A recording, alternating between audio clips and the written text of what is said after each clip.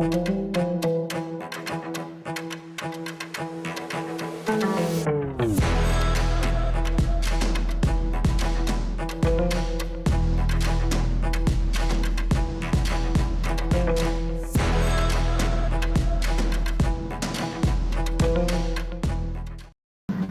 ini fitnah di tengah-tengah kita. Di zaman kita sudah kayak gini, gimana di zaman anak-anak antum nanti? Kalau antum tidak bekali hari ini dengan akidah yang kuat anak-anak kita, tentu fitnah anak-anak kita jauh lebih besar dibandingkan fitnah hari ini. Makanya di sini Al-Quran itu bukan hanya bicara tentang kisos, kemudian diceritakan kisah-kisah, oh enak ya kisahnya, bukan itu. Tetapi setiap kisah dalam Quran itu ada ibrah, pelajaran. Kita petik pelajaran, bukan enak ceritanya. Nah Ustaz, setiap sebelum tidur saya dengar tuh kisah-kisah para nabi Ustaz. Cuma gitu saja. Tapi tidur besoknya lupa. Kisah dalam Al-Quran itu kan untuk diikuti. Makanya Allah mengatakan fabihudahumuk tadi, dengan petunjuk mereka ikutlah mereka, ikutilah para nabi dan rasul.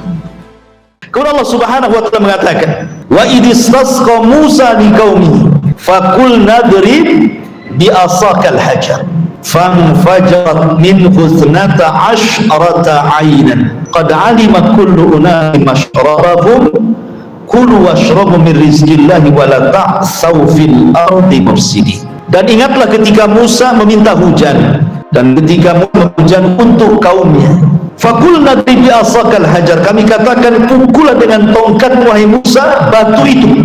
Fanfajarat minhu 12 ayna, tiba-tiba dari batu itu keluar mata air 12 mata air disesuaikan dengan jumlah kabilah Bani Israel. Kenapa mesti 12? Kenapa nggak satu sumber saja? Takut rebutan, karena Bani Israel satu kabilah dengan kabilah yang lain tidak akur masalahnya. Makanya Musa memberikan mata air satu-satu. Dan ini bentuk mukjizat Musa, bisa memukulkan tongkat keluar air. Kalau antum mau tongkatnya sampai hancur dipukul-pukul ke batu, nggak akan keluar air. Karena kita tidak punya mukjizat, hanya Nabi yang punya mukjizat seperti ini. Bahkan Nabi lebih hebat lagi, keluar dari jemari-jemarinya air, ya kan? Nabi SAW qad alima kullu unasin mashrabahum, Nabi tahu mana tempat minumnya. Kulu washrabu, makanlah, minumlah, min rizqillah, dari rizki Allah, wala ta'saw fil ardi mufsidin, dan janganlah kalian melampaui batas di permukaan bumi dengan cara merusak bumi. Di sini Allah Subhanahu wa taala menceritakan tentang kehebatan tongkatnya Nabi Musa. Sedikit kita cerita tongkatnya. Dari mana tongkat Nabi Musa? Kok dia kemana-mana bawa tongkat pula? Ada yang mengatakan bahwa tongkat Nabi Musa itu adalah tongkat yang berasal dari sorga. Adam ketika diturunkan dari surga ke bumi bawa tongkat. Tongkat itulah yang kemudian diambil Musa dan jadi mukjizatnya.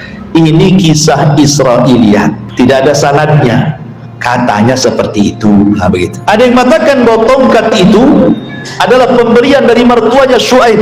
Kemudian ketika Musa membawa keluarganya ke Mesir, maka dia bawa aja tongkat itu. Yang jelas bahwa Quran tidak menjelaskan asal tongkat dari mana. Yang jelas Musa suka bawa tongkat, selesai ya gitu. Nah, di antara fungsi-fungsi tongkat itu, biasanya Musa menggunakan tongkat itu untuk menopang kalau dia jalan, menopang kalau dia berdiri, atau mengorek tanah kalau mencari air. Itu tongkatnya itu. Kemudian yang kedua, ketika Nabi Musa berjalan bersama keluarganya dari Madian ke Mesir, tiba-tiba tersesat, akhirnya kemudian obornya padam, malam-malam gelap, tidak bisa melanjutkan perjalanan. Maka Musa meminta kepada keluarganya untuk mencari penerangan. Rupanya dari jauh nampak ada api dari pohon. Kemudian ditinggalkan keluarga, dicarinya titik terang itu. Rupanya ada api hidup di tengah-tengah pohon zaitun. Anehnya pohon itu tidak terbakar, tapi apinya makin gede, makin didekati makin gede, makin dekati makin gede, tapi nggak kebakar pohon itu, padahal apinya nempel di pohon. Tiba-tiba kemudian setelah dekat dengan api mau mengambil api itu, di balik api ada suara, ya Musa innani anallah wahai Musa, aku adalah Tuhanmu Allah. Inilah dialog pertama Nabi Musa dengan Allah. Makanya Musa disebut kalimullah. Tiba-tiba Allah mengatakan, ya Musa, lemparkan tongkatmu, wala takhaf, jangan takut. Tiba-tiba kemudian dilemparkan. Ketika dilemparkan berubah jadi ular. Kagetlah Musa, ini apa tongkatnya jadi ular? Kemudian Allah mengatakan, khudha wala takhaf, ambil tongkatmu yang sudah jadi ular itu. Bingunglah, mau diambil buntut matu kepala, mau diambil kepala matu jelas kan gitu. Tapi Allah mengatakan, wala takhaf, jangan kau takut, sanwa'iduka, dan akan dikembalikan kisah terulang ini, pasti akan terulang kisah ini. Maka diambil ekornya, tiba-tiba jadi tongkat lagi. Kemudian Allah mengatakan, masukkan ke tanganmu, ke jahitnya, ke pesaknya, tiba-tiba dimasukkan, dikeluarkan cahaya. Nah, berarti tidak perlu lagi oboh, senternya sudah ada di tangannya, jadi kemana-mana tinggal gini saja ya.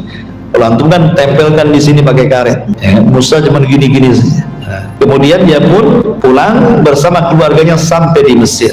Kemudian sampai di Mesir karena dia sudah diangkat jadi nabi untuk mendakwahi Fir'aun. Masalahnya Musa ini pelat ngomongnya, tidak fasih. Tapi dia punya abang namanya Harun, fasih orator. Dia minta kepada Allah, ya Allah, jadikanlah abangku ini nabi, biar dia berdakwah bersama menghadapi Fir'aun. Allah kabulkan, jadilah Harun nabi atas permintaan Musa. Maka kemudian berhadap-hadapanlah Musa dengan Harun dan juga Fir'aun. Di situ terulang lagi tongkat itu. Ketika kemudian Fir'aun mengingkari kenabian, dilempar tongkat di hadapan Fir'aun jadi ular, takut semua satu istana itu. Kemudian ketika dimasukkan, tangan bercahaya. Tapi Fir'aun pun tetap tidak percaya dia seorang nabi. Jangan-jangan Musa itu tukang sihir. Kalau begitu, hai Musa, kami siap mendatangkan tukang sihir, duelah kau dengan tukang sihir, katanya. Akhirnya dijanjikan waktunya waktu duha, didatangkan tukang sihir banyak. Nabi Musa menghadapi 70.000 tukang sihir Fir'aun. Mereka melempar tali dan benang-benang mereka, sihru takhyil. Mereka hanya menghayalkan saja. Itu kan tali benang jadi ular, dihayalkan. Tapi tongkat yang dilempar Musa ini ular beneran. Ini tukang sihir nih, setelah ular-ular takhilnya, hayalannya dimakan tongkat Nabi Musa itu, mereka berkomat kamit, kok nggak bisa kebayang ini ular ke apa gitu ya.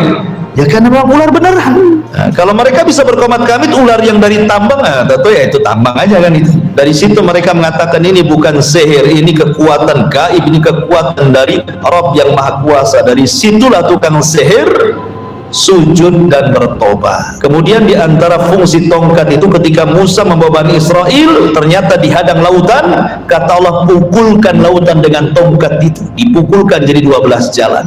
Subhanahu wa bihamdika asyhadu an la ilaha illa anta astaghfiruka wa atubu ilaik. Allahu ta'ala. Assalamualaikum warahmatullahi wabarakatuh.